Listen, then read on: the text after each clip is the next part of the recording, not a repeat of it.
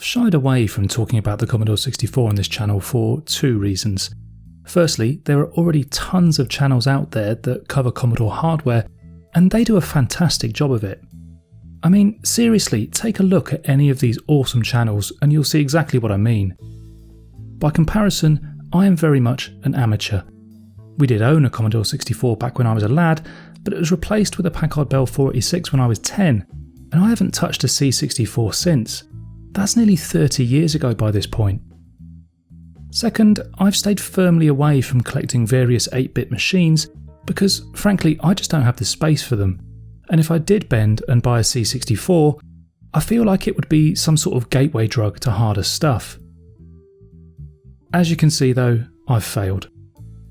Right, come on then.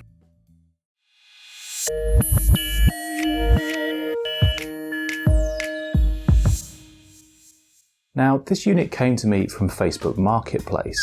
The owner had bought the local village post office and was converting it into her forever home, and she'd listed this on Facebook as an old computer keyboard. Now, I think we can all see it's not just that. This was a Commodore 64 if I'd ever saw one. Now, I don't want anyone getting the wrong idea about me. I did offer to buy this offer once I'd explained to her what it was. And not only did she decline that offer, but she also allowed me to have a little rummage around in her storeroom. And it was there that I managed to find the original dataset, the RF lead for connecting to a TV, and a couple of educational tape discs. Score.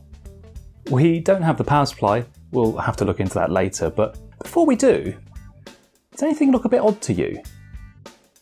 So even I knew there was something strange about this machine when I saw it, and I hadn't seen a C64 in the flesh since 1994.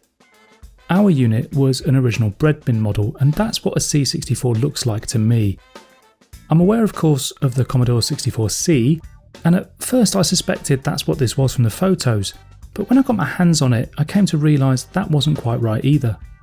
Thankfully, Reddit had the answer, and as I'm sure many of you have been screaming at your screens up to now, I can exclusively reveal that this is an Aussie. Right, moving on. I'm just kidding, let's delve into that a bit. So cast your minds back to 1986. Commodore have been selling the 64 for 4 years now, and it's been hugely successful for them. There are literally millions of them on desks around the world, and it doesn't show any sign of slowing down even in the face of stiff competition from the likes of the Amstrad CPC or Sinclair ZX Spectrum, or from emerging 16-bit machines like IBM PC compatibles or Commodore's own fledgling Amiga line. But by 1986 the design of the original Breadbin 64 was starting to age quite poorly, and let's not forget the 1980s were all about cutting-edge design. Commodore knew that the original plastic mouldings of the machine would soon start to affect sales. It just looked old, so they released the Commodore 64C. The C was 100% software compatible with the original 64, but brought the design firmly into the 1980s and renewed interest in the machine for many with its repositioned keyboard and more angular overall design. But this clearly isn't a C64C. The styling looks more similar to a C than to an original breadbin model, but there are differences in the design, and most notably the keyboard looks to be that of an earlier C64, rather than the more economical model that shipped with the C. Thankfully, the internet had the answer. Thank you to the Commodore subreddit for pointing out that this is in fact the innards of an original C64 breadbin model inside an aftermarket case manufactured by Micro Accessories of South Australia, a marriage which leads this to be known as an Aussie 64. It turns out Micro Accessories created this case as a sort of do-it-yourself kit for people who wanted to have more modern styling on their home computer without having to invest in a completely new machine. In fact, if you flip it over here, you can see the original manufacturer's sticker on the bottom, showing that it was made in South Australia by Micro Accessories of SA, Adelaide Injection Moulders and Peter Barker Tooling. But how would an Australian Commodore 64 end up on the other side of the planet in the UK? Well, migration is a thing that happens, but also this case was sold here in the UK as well by Evesham Micros, priced at $19.95 including VAT and delivery. Adjusted for inflation, that takes us to about £55, which sounds like a lot, but it's eerily close to what it would cost you to buy a new Commodore 64C case in 2023. So let's look at some of the more aesthetic differences. First off, I'm sure you've noticed that this doesn't have any Commodore branding on it of any kind. Not even a place to reattach your original Commodore badge if you were able to somehow pick it from your bread bin case. You've also got a smaller grille section at the top here when compared to a 64C, and either side of that you've got two little recessed areas which I'm told are affectionately referred to as ashtrays by fans of the Aussie case, though thankfully no one has used them as such on our example. You might also be able to pick up that the colour doesn't quite match that of a C64C. I'm assuming that's partly close to 40 years of UV damage from the sun, but I also suspect it's because the lighter grey colour of the C probably wouldn't have looked so good alongside the brown keys of the Brembid 64. So they've likely made a design choice to keep a cream hue to the plastic to keep things looking consistent. Round to the back you've still got the full array of Commodore ports you'd expect to see, which is no surprise at all given that this was designed to fit an original Brembid 64 system board inside. It's the same to the right hand side as well. You've got your power connector there along with the toggle switch and your joystick ports. Flipping it back over, we can see that the case is held together with 6 self-tapping screws, and removing those allows us to separate the two halves of the case and get a good look inside. If we tilt the top section over to the side here, we can get away without having to detach the keyboard connector, and we can see there's a piece of foil covered cardboard here protecting the system board. I'm not sure if this is designed for RF shielding, or if it's just to prevent the metal parts of the keyboard assembly from coming into contact with the board. If you've got any ideas why this is here, or why there's a section here cut out, let me know in the comments. Taking a closer look at the board, we can see this is a 250407 system board, copyrighted 1983, and Google confirms for me this is an early board which would have indeed originally been in a bread bin style case. Everything looks healthy in here, although given this thing is 40 years old, it would seem sensible to recap it, so I've picked up a kit online with replacement electrolytic capacitors and we'll get those installed shortly. The keyboard nuzzled in the top half of the case looks to be in good condition as well, though it would seem that the original owner misplaced some screws because the ones that hold the keyboard in at the top here are missing. We'll have to replace those later too. Taking out the keyboard, we can get a good look at both halves of the case, and it would seem at first glance like the colour is pretty consistent across both halves and between the inside and out, so I suspect that we're not seeing much UV damage here, and this is just the colour the case was manufactured in. There is this weird orange tinge around the edges. I'm not sure if this is the ABS plastic degrading or just an artefact from manufacturing, but we'll give this a Retrobright treatment anyway just to find out. Before that, the case will definitely need a good clean. There's a fair amount of DNA in the various nooks and crannies, and all of that would need to come off before we can do much else.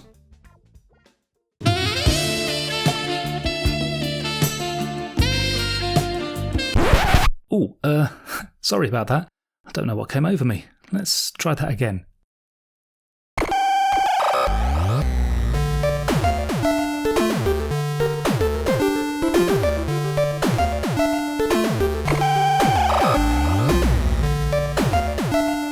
That's more like it. With some car shampoo and a little bit of elbow grease, that's looking a lot better already. While those parts dry in the sun outside, we'll also get all those keys off the keyboard and give those a scrub as well. They don't look too bad to be honest, but if we're going to go to these sort of lengths, we probably deserve to give the keys a clean as well and get them looking their best. Plus, it means we can get a brush and hoover onto the keyboard frame as well, and get all of that dust out of there. Next it's time to retrobright that case, but with the weather looking pretty overcast today, we'll have to give nature a helping hand courtesy of a sous vide machine and a UV lamp. A few hours submerged here should get rid of those stripes around the edge, and if there is any discoloration, we should see that disappear as well. So with the hydrogen peroxide doing its job, hopefully, we need to move on to the recap. And actually for this board it's pretty easy because all of the capacitors are through-hole. There's no surface mount capacitors here. Now my kit did come with a list showing me what capacitor goes where, but it's always a good idea to take some photographs as well. If you get one of these the wrong way around, you will know about it when you turn the board back on. Incidentally, this is the first time I'm using my new desoldering gun, and I must say it's a game changer. If you find yourself doing a lot of solder work and you haven't invested one of these, then I highly recommend it. Just a bit of fresh solder added to the joints first, and then the Moo gun comes in and removes the new and the old, and the old caps pop out without much complaint.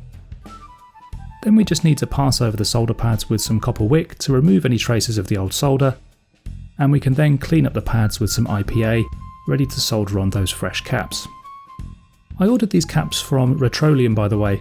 This isn't a sponsor spot, I just thought they offered a fantastic service and wanted to give them a little shout out. The rest of the recap went just fine, although I will say it's a darn sight easier soldering when you're not also trying to film it. I was just wrapping up the recap when I noticed that a number of the solder joints on the board had been reworked, and sure enough, when I turned the board back over, these replacement chips had been socketed.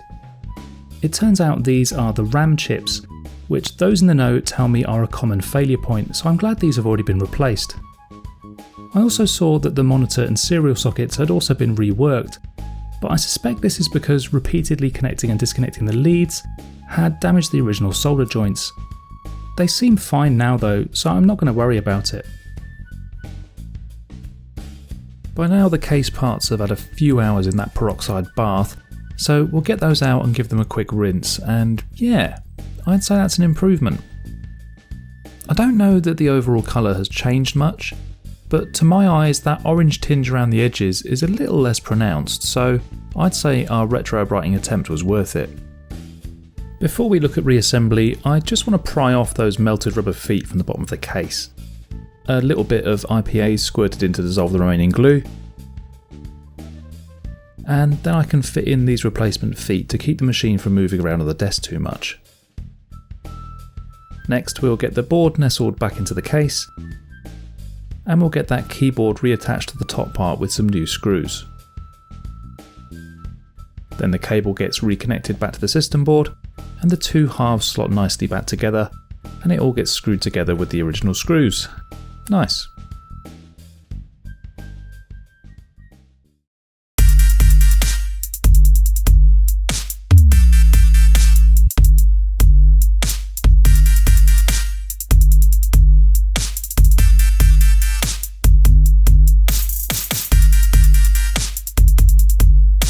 So it's been a few weeks now, and as you can see, I've been quite busy shopping.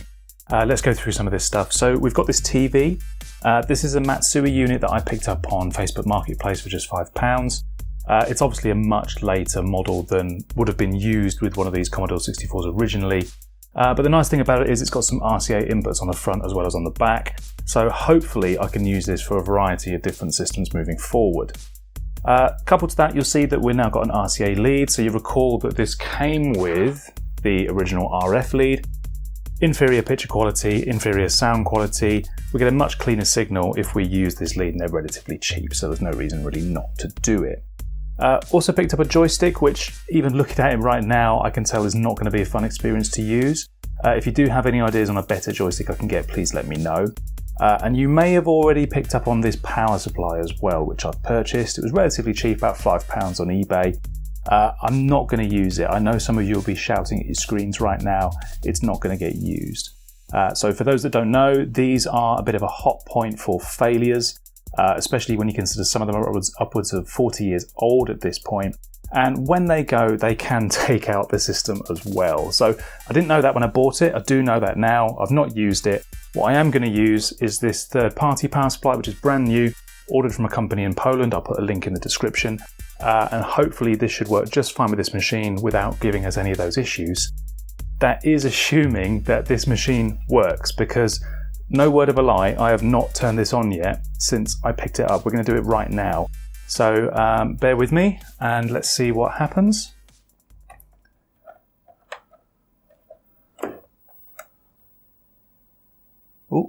Oh, is that what I can't see? Hang on.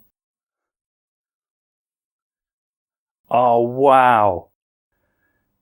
That is awesome. I haven't seen this screen in 29 years. That is absolutely amazing. I'm so glad that this works. let's try some of these games. So pretty much all of these are games that I owned back in the very early 90s. These two Dizzy box sets, well, I bought these with my birthday money back when I turned 8, and I believe I paid £5 for each of them back then. There's also some other classics here, the likes of Rainbow Island, Rampage, Bubble Bobble, all well respected in their own right and well played in our 90s home. Along with some less popular titles, I'm looking at you, Roland's Rat Race. Let's see how they play.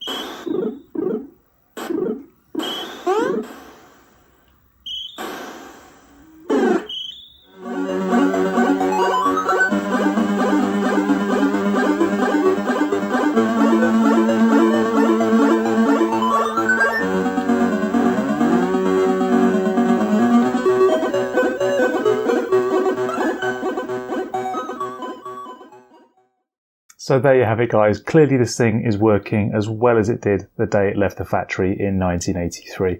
And I can't seem to wipe this smile off my face. It's been so much fun playing with this Commodore again. I'm playing a lot of these games. Now, some of these tapes didn't work, so I'll have to cut my losses with a few of them. A couple are going to go back to the sellers on eBay. But if there's any games that you think I should check out, please let me know, because this is really the entirety of the games that I had access to when I was a child, and I'd love to read about some of your favourites and maybe buy them and test them myself. I'd also be interested in any accessories that I could buy for this machine. Again, we had the tape deck, we had a joystick, that was all we had when I was a child, so if there are other accessories I should be looking into, please let me know. And if there are any modern devices that can make this computer a bit more usable and a bit more reliable, please let me know about those. I'd love to read about your comments. But there we have it, guys, another successful restoration. I think we can draw a line under this one. Thank you for watching this video. If you've enjoyed it, please do click that like button, and if you want to see more of this sort of thing from me, I'd love it also if you would subscribe. Other than that, thank you so much for watching, and I'll see you again soon. Bye bye.